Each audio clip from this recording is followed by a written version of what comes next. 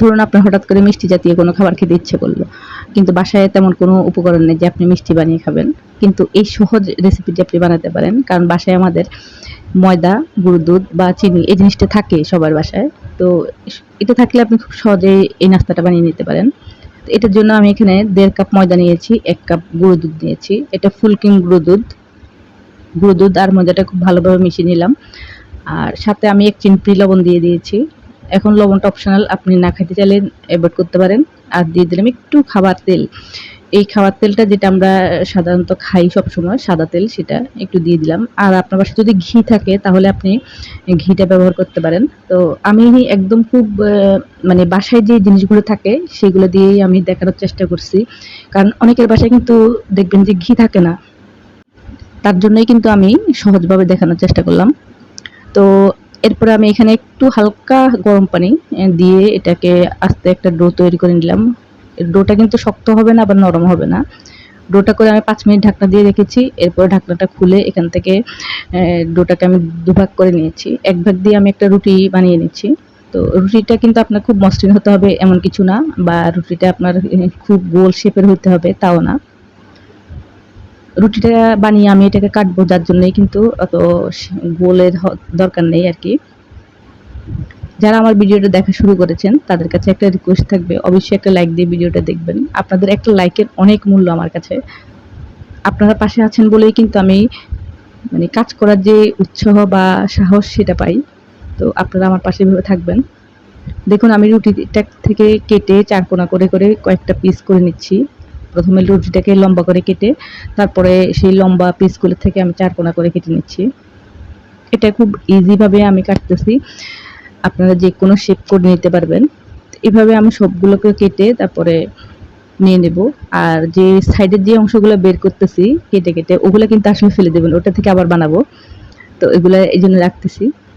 তো এভাবে আপনারা সবগুলো বানিয়ে নিতে পারেন, বা আপনারা আপনাদের ইচ্ছে অনুযায়ী ডিজাইন করেও নিতে পারেন। আমি সবগুলো ওদিকে বানানো শেষ করে এখানে একটা চিনির শিরা করে নিচ্ছি। আমি এখানে কিছুটা চিনি দিয়ে দিচ্ছি, পরিমাণ মতো দিয়েছি চিনিটা। আর এখানে ১ কাপের চেয়ে একটু বেশি পানি দিয়েছি। ১ কাপ সামথিং ধরুন, আর ১/২ কাপের মতো হবে। আর এখানে শিরাটার সাথে আমি ২ টো এলাচ আর দারুচিনি দিয়ে দিয়েছি। এতে কিন্তু ভালো একটা ফ্লেভার আসে। আর এই শিরাটা কিন্তু খুব পাতলা হবে। শিরাটা কিন্তু খুব গাঢ় হবে না। শিরাটা ভালো করে ২ বার ফুটে উঠলে আমি নামিয়ে ফেলছি। এখন যেই পিঠাগুলো আমি বানিয়েছিলাম সেটা আমি ভেজে নেব। কড়াইয়ে একটু তেল দিয়ে তারপরে আমি সেই পিঠাগুলো ছেড়ে দিচ্ছি এখানে। এটা আপনারা পিঠাও বলতে পারেন বা যেকোনো মিষ্টির ডেজার্টও বলতে পারবেন, বা ময়দার অজানা কোনো রেসিপিও বলতে পারেন।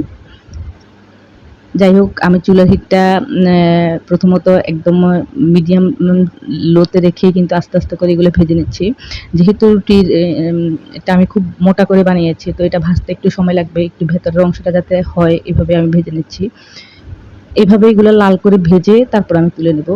দেখুন এগুলো কিন্তু আস্তে কিন্তু যখনই মানে হচ্ছে, আস্তে উপরে ভিতরের অংশগুলো এটা আস্তে করে উপরের দিকে উঠে আসছে। আপনি যখন তেলে ছাড়বেন তখন কিন্তু এগুলো ডুবে থাকবে। আর যখন আস্তে এগুলা ফুলে উপরের দিকে উঠে আসবে তখনই ভাববেন যে এটা হয়ে আসছে। তো এভাবে লাল করে যখন হয়ে যাবে ভাজা, তারপর আমি এগুলো তুলে নেব। আপনারা কিন্তু চাইলে এর চেয়ে অনেক বেশি লাল করতে পারেন। আমি যতটা লাল মানে ঠিক আছে আমার কাছে মনে হচ্ছে, ঠিক আমি ওরকম করেই তুলে নিচ্ছি। সবচেয়ে বড় যে ভালো লাগা এই জিনিসটা খেতে লাগে সেটা হলো যে এটার মধ্যে গুঁড়ো দুধ দিলে গুঁড়ো দুধের যে ফ্লেভারটা হয় সেটা খেতে খুব ভালো লাগে। আর আমি এটা ঘি দিয়েও অনেকবার বানিয়েছি। তো ঘি যদি দেন আপনি এটার মধ্যে, তাহলে ঘিয়ের এবং গুঁড়ো দুধের যে একটা ফ্লেভার হয় অসম্ভব ভালো লাগে। আপনারা ঘি দিয়েও ট্রাই করে নিতে পারেন। আমার সবগুলো ভাজা হয়ে গেছে। আর আমার শিরাটা কিন্তু গরম আছে। আমি গরম অবস্থায়, আর এগুলোও গরম, ভেজে ভাতটা তুললাম। এই গরম অবস্থায় কিন্তু এটা দিয়ে দিব। দিয়ে আমি এটাকে ১ ঘন্টা ভিজিয়ে রাখবো এভাবে। এটা যখন এভাবে ১ ঘন্টা ভিজিয়ে রাখবেন, পুরো শিরাটা কিন্তু এটার ভিতরে ঢুকে যাবে। ঢুকে এটা একদম সফট হয়ে যাবে। তখন কিন্তু এটা খেতে খুবই ভালো লাগে। আর আপনি যদি এটা একটু শক্ত হয়ে যায় ভাজতে গিয়ে, তখন আরো একটু বেশি সময় ধরে আপনি ভিজিয়ে রাখবেন। দেখুন আমার এটা, আমি আপনাদেরকে কেটে খেয়ে দেখাচ্ছি। এটা এত নরম হইছে।